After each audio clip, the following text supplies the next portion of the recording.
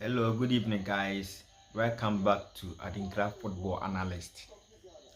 For today, we are diving into Chelsea versus West Ham game. So please, if you have not subscribed to this channel, please subscribe, like, comment, and share for other people to get the video for update on football news, the latest update. Let's dive into Chelsea versus West Ham match analysis and things started badly for Chelsea before the match even kicked off. Goalkeeper pulled out with an injury during the warm-up. Next, not ideal, and it got worse fast. Before just 6 minutes in, Lucas Paqueta lit up the stadium with an absolute rocket to give West Ham the lead. But that was pretty much the only highlight of the night for the Hammers, West Ham United, because Chelsea turned up the heat. João Pedro got things rolling for Chelsea with a well-placed header from a flicked corner, and then it was Pedro Neto's turn, ghosting into the box completely unmarked to volley home Chelsea's second. The Hammers defense nowhere, and credit where it's due. Enzo Maresca's decision to bring in Estevao in place of Palmer really paid off. The 18-year-old turned provider for Chelsea's third, cutting it back for Enzo Fernandez, who made no mistake. That assist made Estevao the youngest player in the Premier League history to register an assist for Chelsea, 18 years and 120 days old crazy. And Chelsea weren't done. Mars Hammerson had a nightmare moment, trying to deal with a corner, and Moises Caicedo punished him with a tidy finish for 4-1. Then just minutes later, Silva Chalobah bounced after a defensive mess to make it 5. By the 85th minute, the game was done and dusted. West Ham finally showed some life around the 65th minute. Kyle Walker-Peters came close with a dangerous cross shot, but Caicedo cleared it off the line. Honestly, though it was far too little, far too late. Reece James almost set up Estevao for Chelsea's seize, but a deflection made the shot easy for Hammerson. For West Ham and Graham Potter, this is one to forget. That's now back-to-back losses to the start of the season, and it equals a Premier League record. 9 times they have done that. Not the kind of history you want to be making. Also, Graham Potter still hasn't beaten Chelsea in his entire managerial career. That is 8 games now. As for Chelsea, they go top of the league, at least for now. With this dominant display, it is their 33rd Premier League win against West Ham United. Only Spurs have suffered more at their hands than West Ham United. Big news, football lovers. The official draw for the 2026 World Cup is set for Thursday, 5th December at 12 p.m. ET, live from the iconic Kennedy Center in Washington, D.C. This marks the start of the biggest World Cup ever, featuring 48 teams and 12 groups. The announcement came during the White House event with President Donald Trump and FIFA President Giovanni Infantino. Trump was even presented with the World Cup trophy and the first official ticket, row 1, seat 1, and nod to his 45th and 47th presidencies. The road to 2026 is officially on. Paris Saint-Germain made it 2 wins from 2 in Ligue 1 with a narrow 1-0 victory over Angers at the Parc des Princes. Their 19th straight win against Angers in all competition. But it wasn't smooth sailing for Luis Enrique's side. Despite dominating possession with over 83% in the first half, Paris Saint-Germain struggled to create clear-cut chances. They were gifted a golden opportunity in the 27th minute when João Neves was brought down in the box.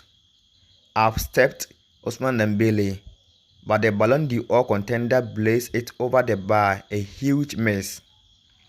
After a goalless first half, Paris Saint-Germain finally broke through just 5 minutes into the second half. Desire cross took a deflection and fell candid to Fabian Ruiz, who made no mistake with a composed finish. Paris Saint-Germain kept pushing. Fabian Ruiz nearly had a second from Hakimi's cross, and Nuno Mendes saw his efforts saved late on, but the floodgate never opened. In the end, the single Fabian Ruiz goal was enough to seal the win, keeping Paris Saint-Germain perfect in the league. Whilst Angers remains winless after 2 games, Paris Saint-Germain will take the points, but they will know there is still work to be done up front.